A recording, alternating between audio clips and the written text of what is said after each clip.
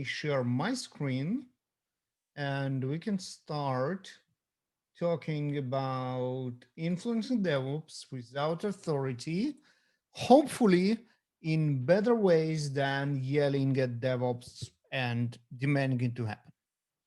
So I'm going to start with a story, and it's a story about Alex. This is Alex. Now, Alex used to be a system administrator in some low tech industry. That's a textile, imaginary textile manufacturing. And they obviously had a problem.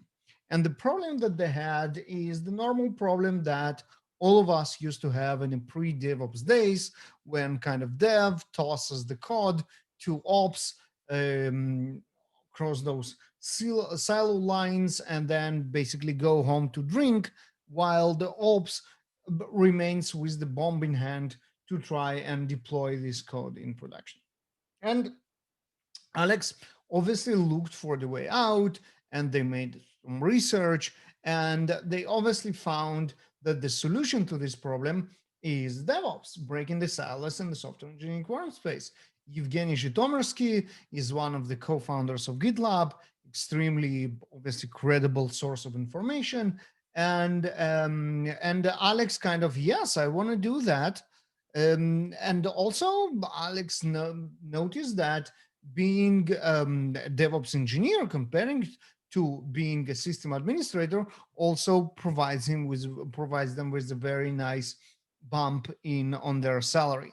So obviously, Alex went and get a job as a DevOps engineer in another low tech textile manufacturing, and now Alex is a DevOps engineer. What the DevOps engineers do? Well, Alex installed Jenkins on their desktop computer under their desk and implemented DevOps in their DevOps department and basically did all kind of DevOps engineering, which obviously didn't solve anything because it doesn't matter how you rename system administrators. In the end of the day, if the silos persist, the problem still exists. And then Alex started to realize that the problem is collaboration. And now they need collaboration between dev and DevOps. How about a new term? How about we call it Dev DevOps? Dev DevOps is a collaboration between dev and DevOps. That sounds pretty good. Probably can make some money out of thought leadership around that. But jokes aside, obviously, we all know that DevOps is a methodology. DevOps is a set of practices. DevOps is not a set of tools that you can implement in some DevOps department. Instead, it's about changing how people work. And obviously, the books like the Phoenix Project, the DevOps Handbook, the Accelerate book, all of them point us in this direction. The DevOps is actually not merging all three of those and more, but instead, the deep specialization obviously remains, but it's about common goals, common culture, and working together. Another resource that Alex discovers is obviously the State of DevOps report. And the State of DevOps report provides Alex with an insight of how their organization looks like. And their organization looks pretty gloomy. They are what the Accelerate considers a low performers. Low performers deploy very rarely, between once per month and 1 6 months, and they have huge amount of failure rate. Their time to restore service is just horrible, etc., etc. And also, Alex noticed that the industry, on the other hand, does move forward. And you can see how only in a year between 2018 and 2019, the number of the organizations that do DevOps right and are elite performers tripled itself from 7% to 20%. And Alex wonders why this is happening, why people are moving towards DevOps. And there are two obvious answers. The first is us. And by us, I mean whoever uses outcomes of any technology.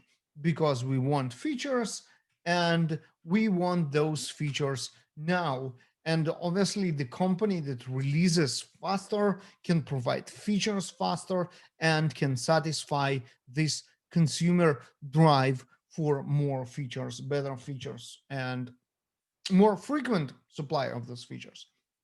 The other aspect is security. When we talk about security, we need to make sure that we identify the problems. Oh, sorry about that. That we identify the problems, security problems, as fast as possible. We fix them as fast as possible, but we also deploy those fixes to production as fast as possible. And that basically is achieved through DevOps acceleration.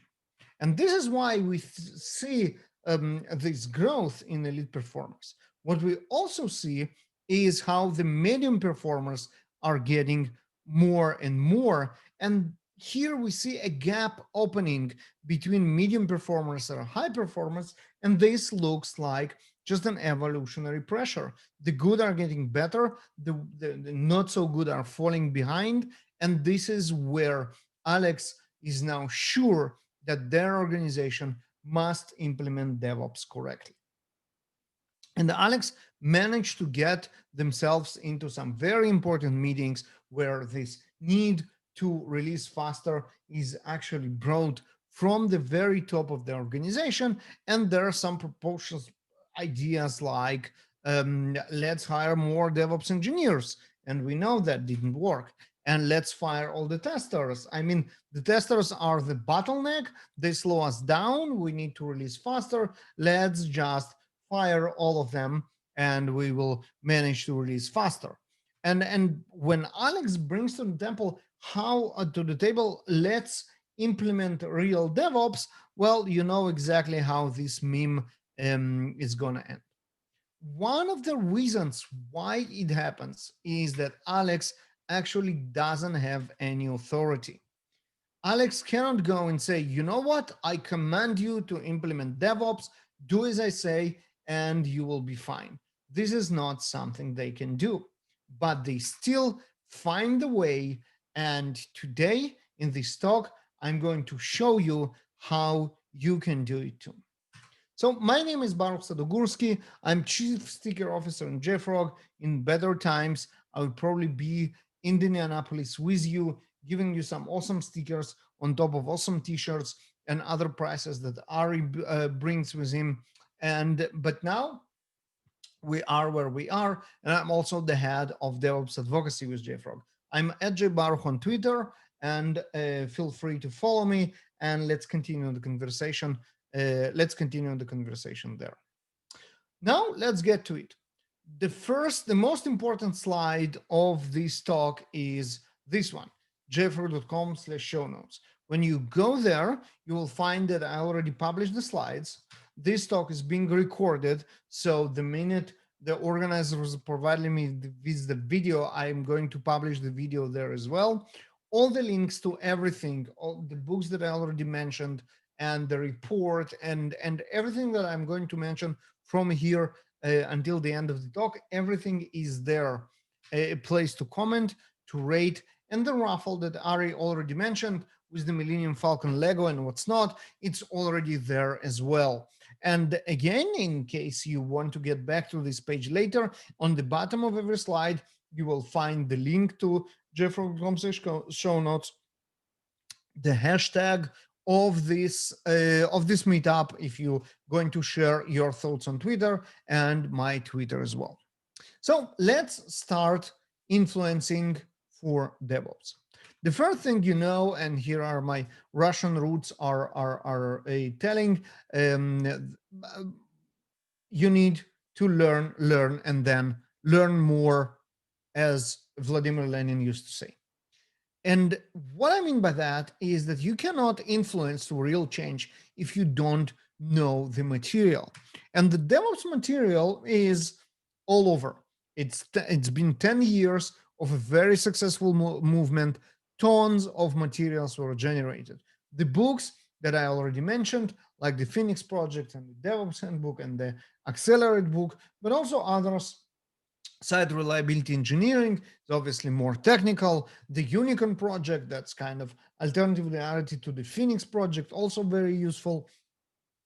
The Liquid Software book about the concept of continuous updates, which are definitely part of DevOps, and that's a book that I'm co-author with on with two co-founders of JFrog. And one very important book, The Work, Peace, and IT by Mark Schwartz. That's a book that explains why DevOps is important at the management level. And this is the type of information, the type of arguments that you will know, that you will need to know when you go and try to influence. If you are not into like reading long books, there are other sources of information. Instead, top, whatever works for you. Podcasts, DevOps Speakeasy podcast is one of the podcasts that I co-host, and there is interesting material there. DevOpsish newsletter, podcast, what is it like group? There is entire kind of endless source of information under this DevOpsish umbrella.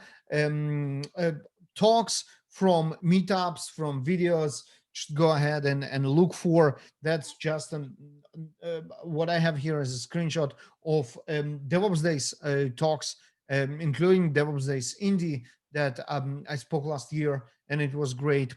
And that's kind of a more high level. On a more practical level, I would really recommend you to look at the technology radar. And this is a collection of techniques, tools, platforms, and frameworks which are recommended or not recommended by ThoughtWorks, one of the biggest and the most respectful consulting companies in the world. And they collect those recommendations to use or not to use from their consultants. The technology radar framework is so successful that CNCF, Cloud Native Foundation, adopted the radar framework and do their own recommendations, and they base their recommendations of the usage of their end users. So there are tons of companies consider end users in CNCF, and what they use, don't use, suggest using, etc., are implemented in CNCF technology radar. So that's another great source of information. So now let's pretend you read all of it, you know it all, and you are ready to go and convince everybody around how you should do DevOps. And then you go to your manager or maybe another group manager and you say, hey, let's implement DevOps. And basically you get this. And you will get this a lot, especially in the beginning, and not obviously for not always for the like bad reasons. Sometimes people are just busy and they won't listen. It's not on their agenda. Others might say, hey, it's a great idea, let's do it, but then get distracted with other stuff. Some are just talk and no work. They will say, yes, it's a good idea, but nothing will happen. Basically, the reason why you get all those no's is because huge transformation as this one requires a lot of activation energy. You need to push very hard in order to start moving it forward, then it will be easier. So basically what I'm trying to say here, you will have a lot of reasons to give up, but don't. And we can get into some ideas, some techniques, some tools that you can use that will help you not to give up. The first and one of the most important ones is don't try to boil the ocean. Take it one step at a time, take it little by little, and this is how you will be able to do it. Influencing without authority, there are tons of material about it. What I'm going to present to you is one of the methodologies of how you do it, which is summarized in Influence Without Authority book written by Alan Cohen and David Bradford, I think in the 60s. That's kind of, it has mileage, this book and this methodology. And this methodology works for everything, not only for DevOps, and it's summarized in the Cohen Bradford Influence Without Authority model. It's a six-step model that we are going to go through now. The first step in this model is assume all are potential allies. And this is kind of a funny thing to say. What do you mean? And I guess what Brentford and Coin are meaning is don't give up on people before you actually know will they help you or not. Assume they will help you. Assume good intentions. Assume that they want to do the right thing, and don't kind of dismiss them before you even tried to talk to them. No, I know this guy, he's not going to do it. And then you don't just even ask. But apparently, maybe she would play game if you only go there. Now, this creates, assuming that everybody are allies, creates the opposite problem. Now you have too many people to go to and to talk to and to try and influence. How do you pick those who will also be the most interested and you will have the biggest chances of success? And here are a couple of tips. You can look for forward-looking teams. Forward-looking teams are, by definition, look for the way to be even better, open to change, and will basically be your very good allies. Another good ally will be for highly visible teams, highly visible projects, because they are on an agenda, they are visible, and if you manage to transform them or make them more successful, obviously it will get much more attention from the people out there. Now, you obviously need to be aware that there are self-promoting cheaters and douchebags that you need to steer away. And the way to differentiate one from another is just, talk to people. Talk to people. You'll find your allies. You'll find to those who you need to steer away from. And it's basically, I know that it's harder now when we're all remote and there is no like water cooler talk, but there is no other way. There is no wiki page that lists who are better projects to team up with and who are not. So once you kind of uh, found your allies and those who can help you influence, the next step will be ask yourself, why are you even doing that? And it looks trivial, but once you go through this process of self-discovery and understanding why are you trying to do what you try to do and being honest with yourself, it will give you ammunition for influence. You'll be able to tell people why are you doing what you are doing. And here are a couple of reasons that we saw from whoever wants to drive DevOps transformation. First of all, we're trying to fix a very tangible problem. This tangible problem is that we are end up with this ticking bomb of software that we need to take to production, and while the developers are already drinking in the pub. So that's a very, very tangible problem that DevOps solves. If you read the Phoenix project, you will see it clearly how Bill Palmer, the VP of IT Ops, trying to solve a problem for his organization, for IT Ops, by kind of inventing DevOps. And that's fine. That's okay. Um, it's the evolutionary pressure. You know for a fact, proven by data from the Accelerated book and the State of DevOps report, that successful implementation of DevOps actually makes companies more successful. And this is the right thing to do. That's why you want to do it. You also want kind of work in a nicer environment, in a more progressive organization than backwards organization. You want to do cool things, is not like the old and horrible things That's also a good reason. And last but definitely not least is your career.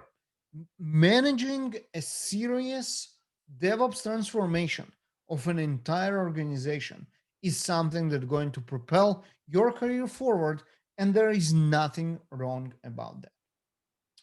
So once you did that, once you clarified your goals and your priorities, the next step is diagnose the world of other person. What the other person, uh, what drives the other person, what motivates them, why they do what they do, and how you can use their drive, their motivation to for your benefit, for the benefit of the cause. First of all, we need to remember that the other people, as yourself, definitely seek a better career. And if what you propose them can help them to propel their own career because they participated in this green transformation that you are leading, it's a great it's a great achievement for them, and obviously this is something they want to participate on. What else motivates people instead of just career? Well, we have an answer for that in the way of the book that it's called Drive. And if you didn't read it, definitely should. There is a tech talk that kind of boils it down to whatever tech talks, 12 minutes or something. But obviously, go ahead and read the entire book. It's called Drive by Daniel Pink.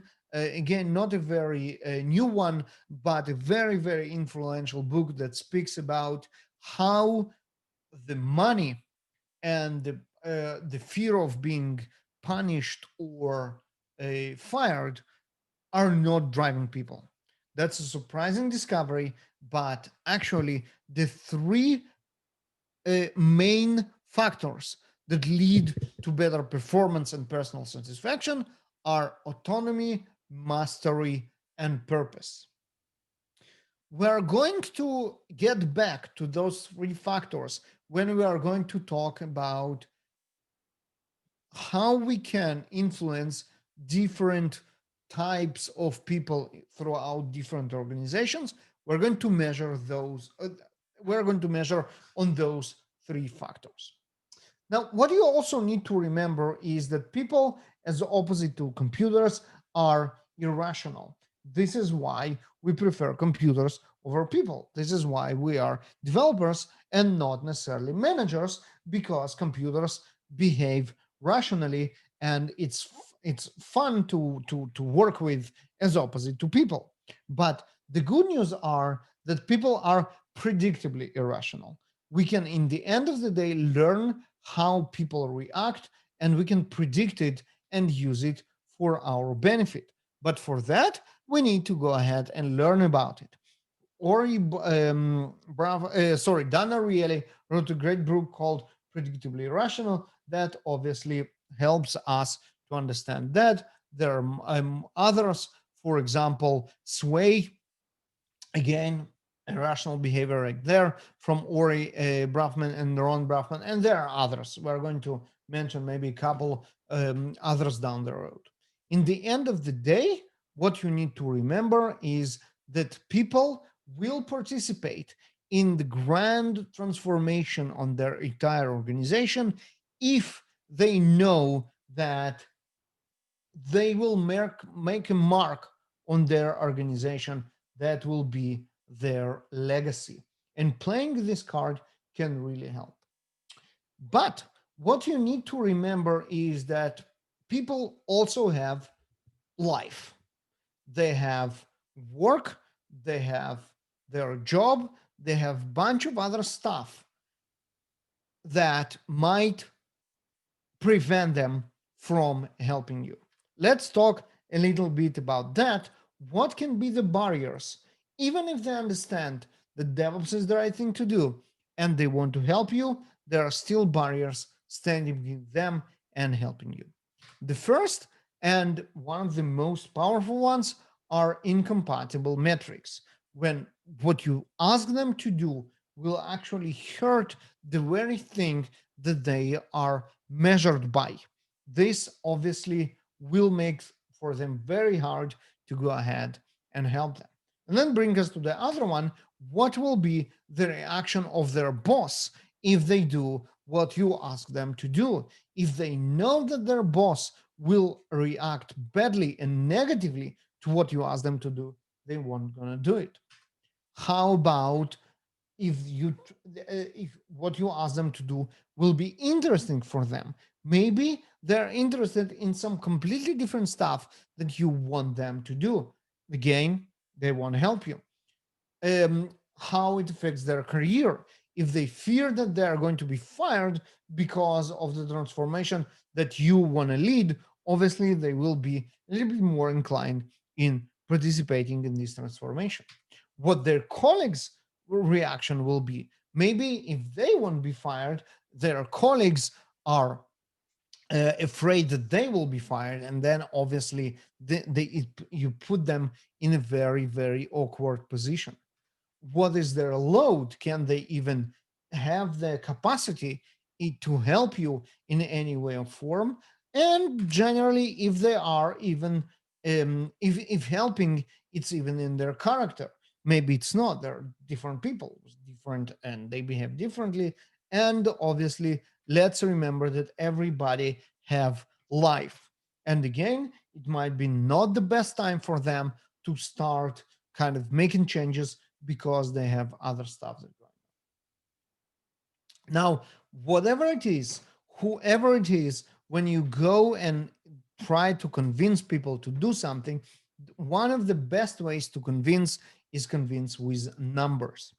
And with DevOps, the numbers are very clear. Those are the metrics. We have lead time, and that means how fast we deploy, deployment frequency, how frequently we deploy, change fail, how many of those deployments fail, and time to restore service. If the shit happened, how fast can we recover? And the implication of those metrics on DevOps adoption is also very clear.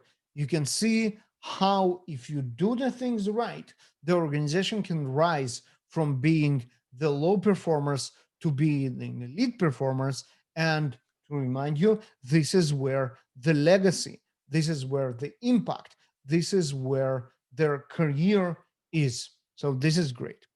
Now, obviously, when you want to talk with people with numbers, you need to understand what the numbers that they care about are. How are they measured? What is their metrics? If those metrics are compatible with the metrics of DevOps, with those. And there are some places that you can look for clues on how the people are measured. First of all, some companies just publish their OKRs, and you can just go and see how people are measured. If it's not there, you can get a clue on how they're managed from stuff like Jira or issue tracker, and see what are the goals that are set to a certain individual or a certain team. Another good source is internal and external presentations, maybe all hand summaries or some kind of kickoff presentation when they speak about their team achievements and goals for the future. And obviously, as I already mentioned, nothing can beat just socializing and water cooler talk. Although obviously now this tool is more limited, unfortunately. Now, let's talk about really what people care about. And what I suggest is creating a sheet on which you can put what are the how looks the world of other person when the person will be different personas that you try to influence for DevOps. And the metrics are clear from the drive book. It's the autonomy, the mastering, the purpose. Another very important one, and this is every time when you try to influence someone, you need to think of, it's what they fear about, what they fear of, and what can be what this change can look to them, how it can look frightened. So, and the personas, everybody who participates in DevOps, is the dev, the ops, the QA, the security, the product, and whoever else makes sense for you. So let's see how we can diagnose the world of some of those. So let's take developers and let's talk about their autonomy. What developers want in terms of autonomy and how DevOps can help. Well, obviously, for developers, autonomy is being able to write code, deploy code, and see their code working in production, providing value to the users. DevOps delivers just that. They don't need sysadmins anymore to deploy. If the pipelines are built correctly, their code will be in production, and that's great for them.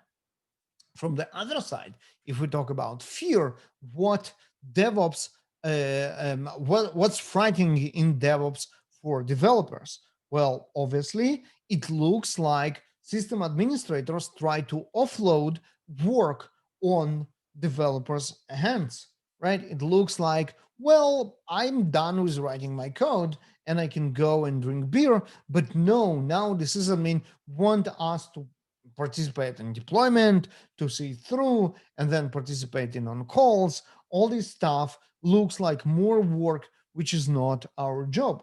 So when you go and you speak with developers about DevOps, you have the obligation to make sure that this fear is addressed. Otherwise, you won't be able to sway them to your idea and to your cause. Let's look at ops. Mastery. What is the mastery of ops? Obviously, SRE, infrastructure as code, Kubernetes, scalability, and all these jazz. Does DevOps answer that? Absolutely. Can we explain how? Yes. Perfect. We can check this checkbox. We didn't spoke about purpose. Let's talk about purpose. Purpose of testers, of QA people. What's their purpose? Obviously, QA people want to make sure that the quality is good. What quality matters? The only quality that matters is the quality of production, is what's running in production. Can DevOps fulfill this improvement on quality in production for testers? Yes. Do we know how to explain it? Yes, because now we can do stuff like progressive delivery that won't hurt everybody if there is a problem, and we know how to do rollbacks, and we know how to do feature flags, and there are tons of DevOps techniques that help testers to ensure better quality in the only place they care about, and then in production. Another example of fears is from information security. What the information security people afraid of when it comes to DevOps? Obviously, chaos and being blamed for security issues. Now, all the developers can deploy by themselves. They are going to deploy horrible code in terms of security posture. They are going to use horrible dependencies with terrible dependence security vulnerabilities. Their code is going to be just one huge security mess. And who will be blamed of? The information security people. So this is the fear. Can we answer it with DevOps? Of course we can. We can speak about how we can make sure that the pipeline validates the security of the software that we release using the right tools like JFrog X-Ray or many others. But in the end of the day, we can guarantee that the releases that being deployed to production are actually safe, and the fear of DevOps by information security is not real and not going to manifest. Let's take another example, the last one. Let's talk about product managers. Product managers, what is their mastery? What is a good product manager? The good product manager is the one that knows which features the users need. Now, this is a completely impossible task because users don't know which features they need. How a product manager can even start thinking about that. Obviously, until the users tried a feature, they cannot articulate if they needed it or not a lot of the time. And that basically means that we need to experiment. We need to put features in the hand of users and see if they like it or not. And again, boom, DevOps solves exactly that. It allows much shorter feedback cycle for the users to provide the product managers with information, and this is great. So we can see how DevOps can answer each and every checkbox, autonomy, mastery, purpose for each and every role, DevOps, QA, security, product, and how their fears can be addressed. Now you prepare this cheat sheet, you write down all the considerations and all the objections, and then you can manage this conversation and convince people that DevOps is good for them and not bad. Now, it requires, at least it sounds like, knowing everything about everything. You, as Alex, need to understand how the delivery works, how the security works, how the quality is assured, how the architecture is built, and what the customer wants. And you might say, well, it's impossible. It's like unicorns farting rainbows. But the good news are that yes, it's impossible, but it's also not necessary. Instead, what you need to strive to be is being T-shaped people. And T-shaped people are people that know a lot about one thing. In the end of the day, all of us have our own specialization, and this is like the leg of the T, but we also understand the world of other people. And boom, that's exactly how the stage that we are in our 6-step diagram even called understanding the world of other people. That's exactly what we need to do. And learning about the world of other people is actually good for you for more than one reason. There is another great book by David Epstein called Range, which is a book about generalists and how they perform much better in the real world than narrow specialists. And if you are tired of my book recommendations, actually a month ago in September, uh, David gave a great tech talk about his book and his ideas. So by all means, go ahead and watch it. And just to remind you, you can find the links to the books and to the video in JFrog.com's show notes. You go there, and all the links are there. Now we managed to diagnose the world of other person. Let's talk about what you can give them in order for them to want to help you. In the end of the day, you need currency to be able to trade. And the currency is obviously not money, but there are different types of currencies that you can employ. Think about stuff that you can inspire the other person with, or something that you can do or give that will help them to achieve the tasks that they need to work with, or something that can help them to get promoted. Maybe it's something that they don't just want to do because you are friends, or maybe it's something that they will do because it's their job. In the end of the day, those currencies need to be a win-win. They need to be a successful collaboration, as the sharks have with remora fish, if you like.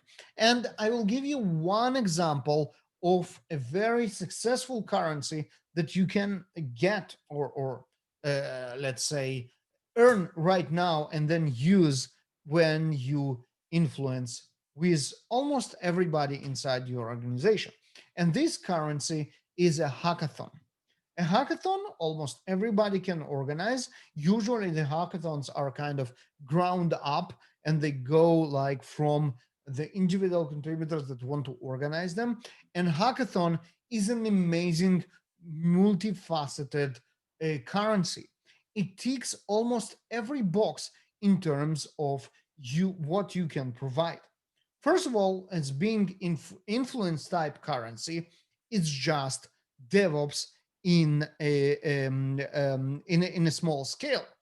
Hackathon is where empowered teams of T-shaped people collaborate together and in a span of 1 day or 2 days actually provide value. If that's not DevOps, what is DevOps? And successful hackathon can be used as an example of, hey, you saw that, we can do it, the entire organization can do it. Now it's also a currency that you can trade with. You can do something that is useful for someone that you need your help. And this is again exactly the currency that you need, that you will trade with in the further steps of our diagrams. It can be task related, it can solve a problem, it can be um, relationship related. You can just help, obviously, build your relationship, etc., etc. So hackathons are just an example of how you can create those currencies for yourself within your organization.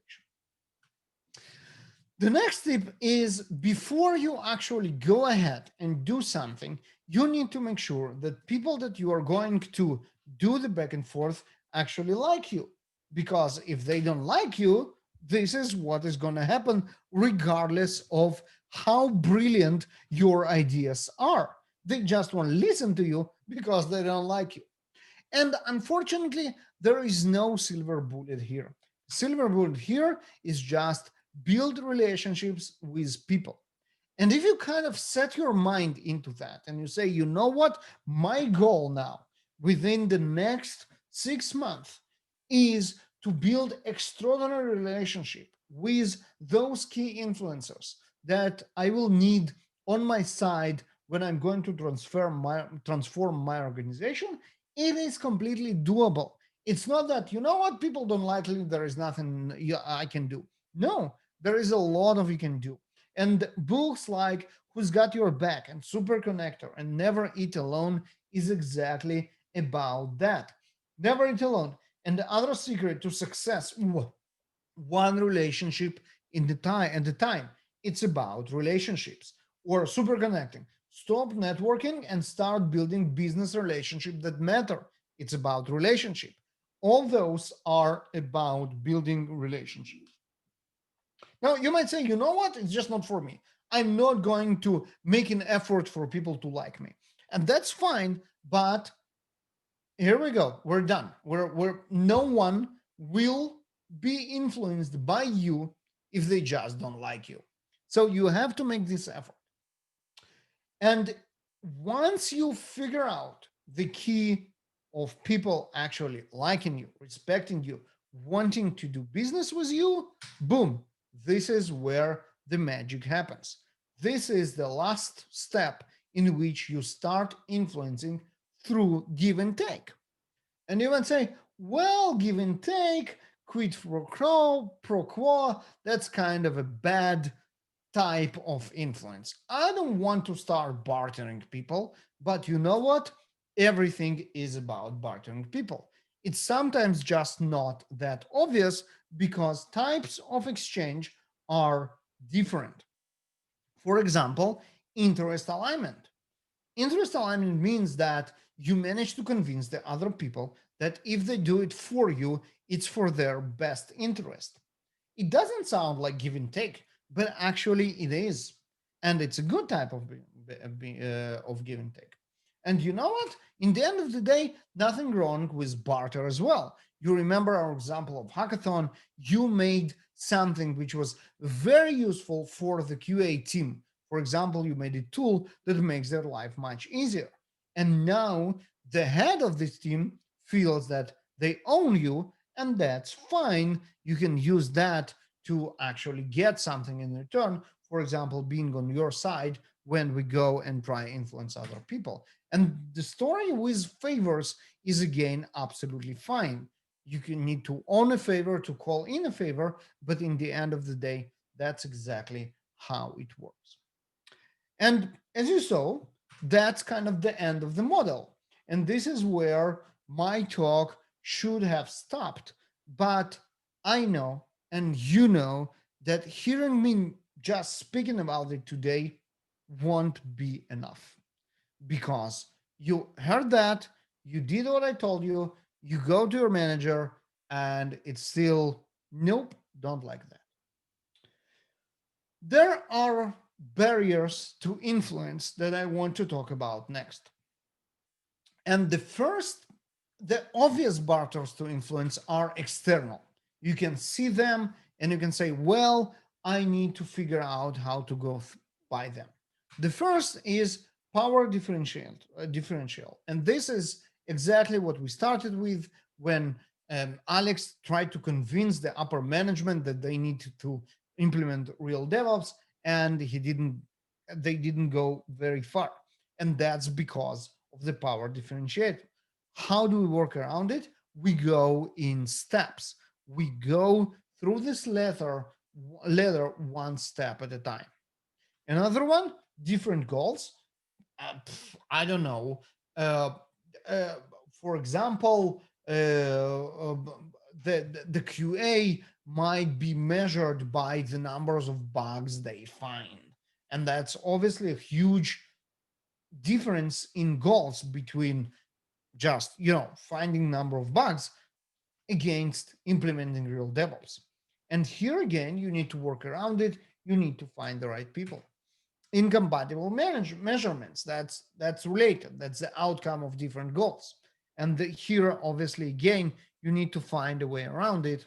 And just plain on the rivalry, and we spoke about it, building good relationships, converting everybody to allies by just working with people is the way around that.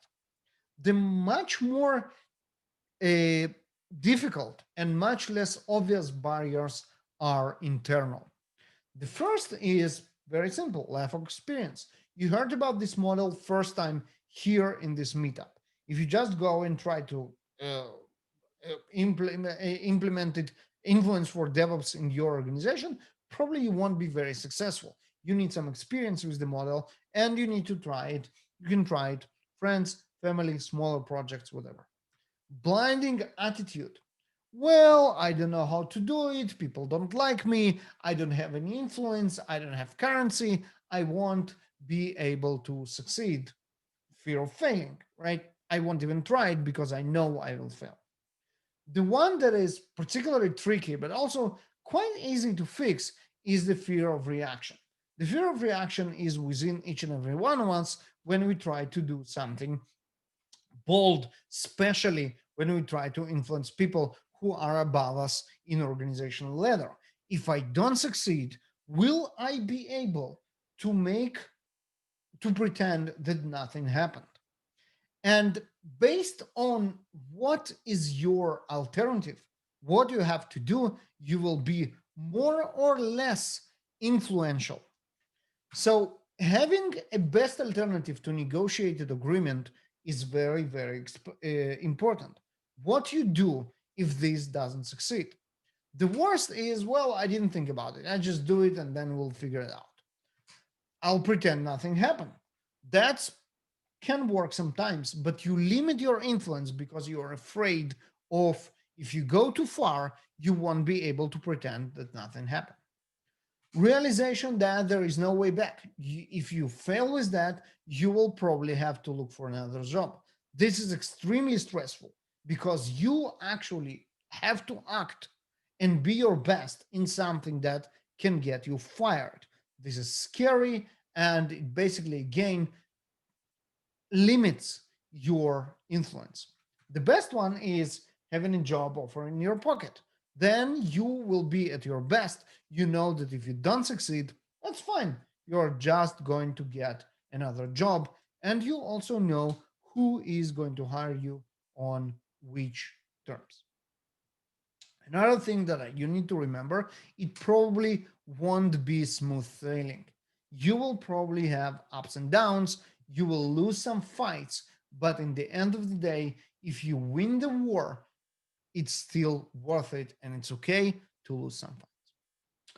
Before we finish, let me talk to you about the common objectives that you might hear. One of them is, well, the developers just saying, and I already mentioned that in their fears, on call is not my job. I don't want to do DevOps because all I want to do is write code. DevOps is just, you need it to fix your problems. I'm not going to fix your problems for you. The good question is the one that we have an answer. A great question is the one that we have a slide. I don't know how to call a question that we have an entire talk for. This one we do have an entire talk. DevOps for developers, or maybe against them. It's a talk that I give in the developer meetups and conferences where we speak about why developers want DevOps, and this is actually a great answer. And you can find it, you know where, JFrog says show notes. We will have a link to this talk. Another one is, we're a successful company. We are where we are thanks to the way that we do things. What's wrong with the way that we do things? Why we need to change? And the answer to that is, well, the world around us is changing. We cannot allow continue doing what we do because we will fall behind.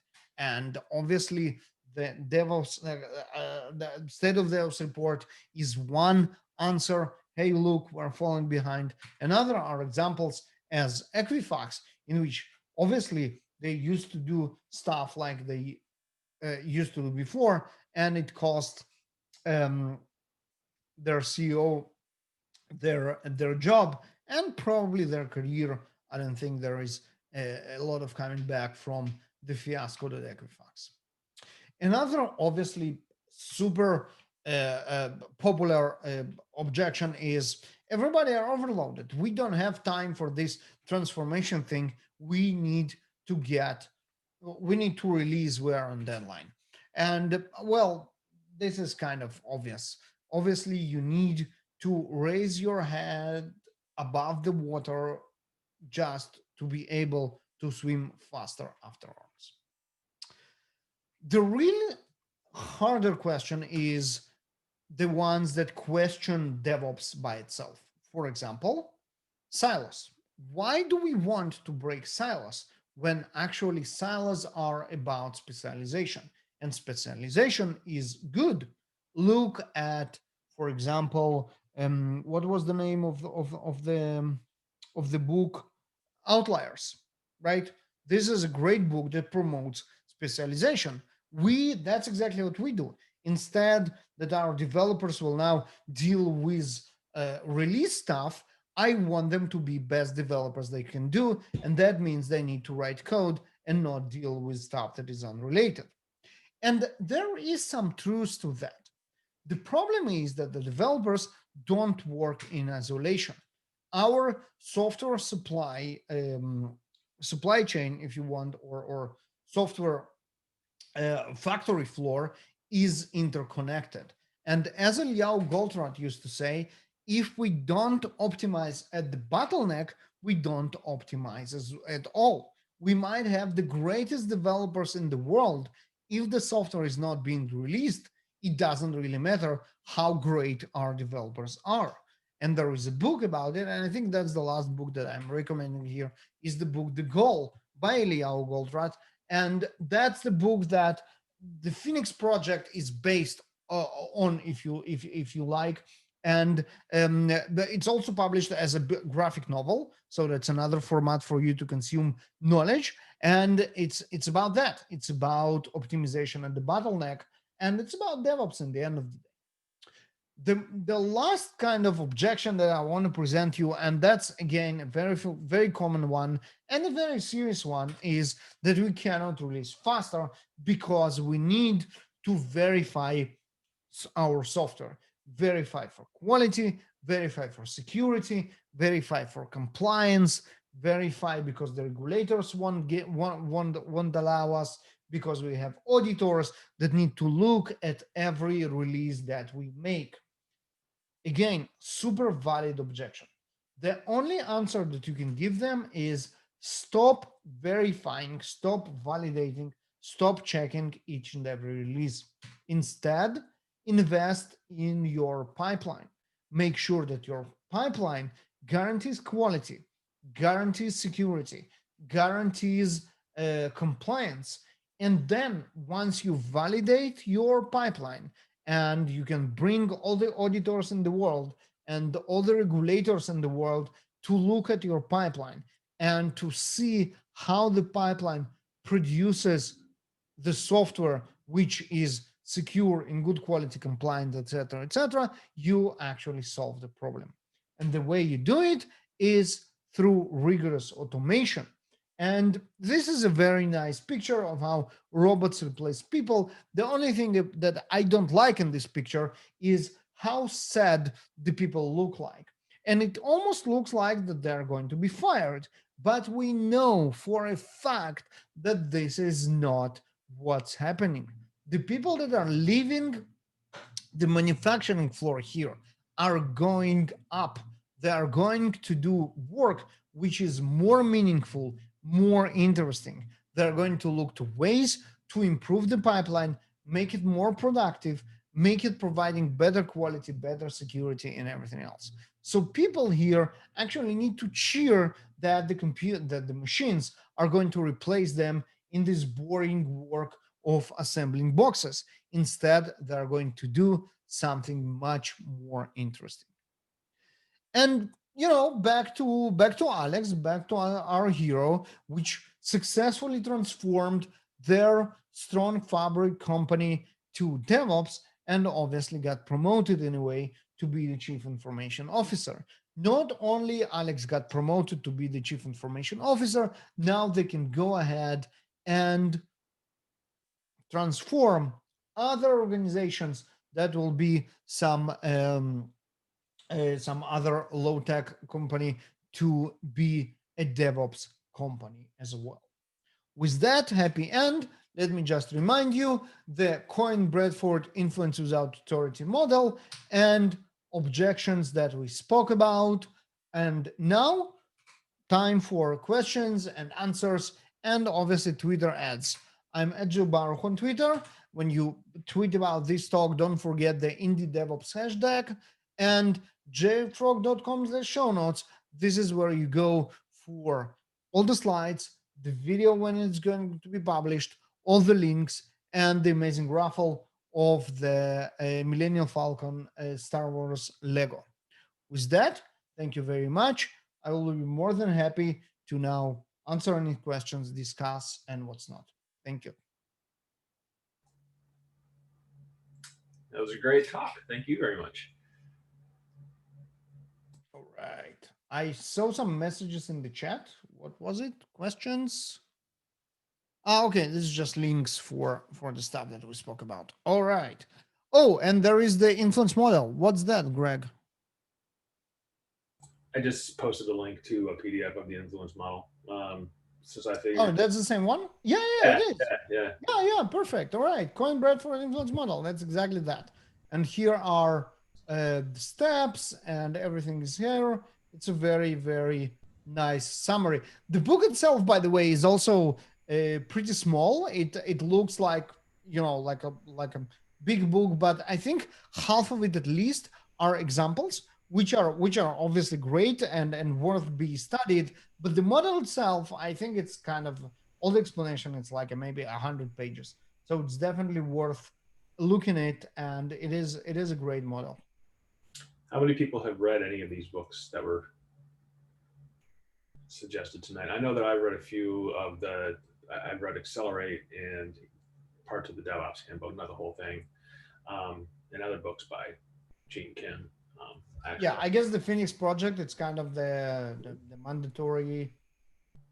I guess everybody at least know what that's about. Yeah. And the DevOps Handbook, that's kind of, again, Accelerate is a great book that it's the science behind the State of DevOps report.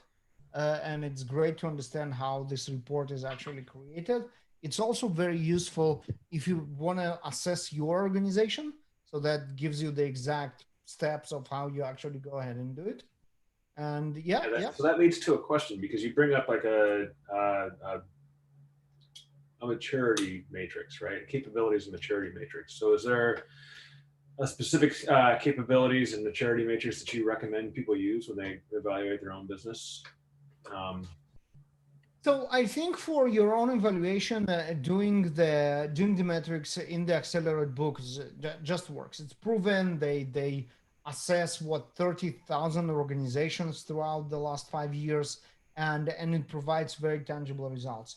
Yeah. Obviously, Dr. Nicole Forsgren knows her stuff extremely well, and I completely trust that she knows how to measure DevOps organizations as of today better than anyone else in the world. There are other tools which are much more practical, right? And we can talk about stuff like maturity models, right? I know that both Dr. Forrest Green and Jess Humble and others kind of bash the maturity models. I think it's in the intro of the Accelerate book. They go and like they're this is horrible, don't do that. And I tend to disagree. I think that bad maturity models are bad, good maturity models are good. And by that I mean all the bad stuff that they mention, like you set list of tools, and if you use them, you're fine. Well, obviously that's not the case, and that's an example of a bad maturity model. But instead, you set goals as as processes that you need to implement, and you refine those goals frequently enough, and you are make sure that they are not obsolete, and you make sure that the goal of the process is not just checkbox. Yes, we have that, but actually implement the process. I think that can be a very, very useful kind of complementary assessment on top of the Accelerate framework. And Greg, that's the Puppet one. That's the old one. The last one was from Google Cloud Platform, actually. Okay. I'm going to post it there, but it's also in the show notes. Yeah, it's worth checking out the State of DevOps reports that come out every year. Oh, absolutely, absolutely. So yeah, the last one that I know about, I know that Dr. Forsgren are now she's working on new report that will come up after she joined GitHub. I don't know if it will be still State of DevOps. I sure hope it will.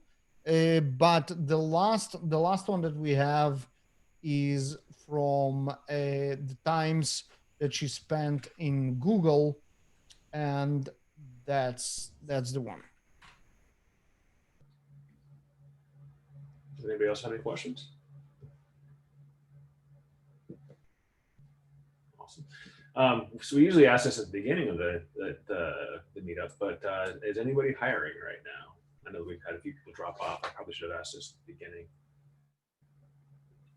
6 Feet Up does have a position open for, I think, a senior Django dev and a technical project manager. So if you want to blurt out your website URL. Yeah. If you go to 6feetup.com, there's like a careers jobs section that should have like the latest stuff. Cool. And obviously JFrog are hiring. We are not 100% remote. Obviously now we are, but I don't know. I cannot promise that that's the way it will be after after the COVID situation got figured out. But we have positions both in Atlanta and in Sunnyvale in what we call DevOps Acceleration Team, and that basically the solution engineering and the consulting around DevOps in general and DevOps tools in particular.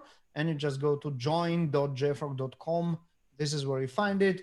If you want to send any resumes through me, I will be more than happy to do that. And you already know where to find me. Next question is anybody looking for a job? Maybe not anybody, but yeah, I wish developer town were hiring right now. We're not, but so yeah, I'd like to say thank you again. It was an awesome talk. We have recorded it. We are going to put it on YouTube this evening, probably. and so I'll send a link to Ari and you, so that you Yeah, can. yeah, and I'll just put it on the show notes, so everything will be in one place. You will have the slides, the video, and all the links. Awesome. And then again, check out the links in the chat. So there's a raffle for a Star Wars Lego set. If you're into Legos, it looks pretty sweet for a Lego set. So you probably have really good chances of getting it. And then the thing that I'm interested in more than anything else is the DevOps Financial Services Summit, which is in November. So I have signed up, and I hope to see some of you guys there. Yeah, it's free, obviously, and there are some really good stuff. I recorded an interview today with Igor Shubov, and he's the architect and T.O. Price. That he works on DevOps, on developers productivity team that obviously helps to set up the DevOps environment for everybody. They're really good stuff. Definitely worth checking out if you are in the industry in some shape or form. Cool. I will pimp one more thing, and this should probably make Caleb happy, but there is a Slack for technical people in Indianapolis. It's called Indy Hackers. So it's indyhackers.slack.com. If you haven't joined it already, then by all means do so. And there's an intro room. You could introduce yourself there, and people will say hello to you. It's pretty low volume Slack. It's not going to snag your attention every single day, all day long. I find myself tuning into it probably too infrequently, but I think that I can keep up with it, just checking up on it every other couple of days. So, we are on Meetup. You obviously found us, but you can find us again. Always at the same spot. So I think I will adjourn. I'll stop recording and say good evening to all y'all.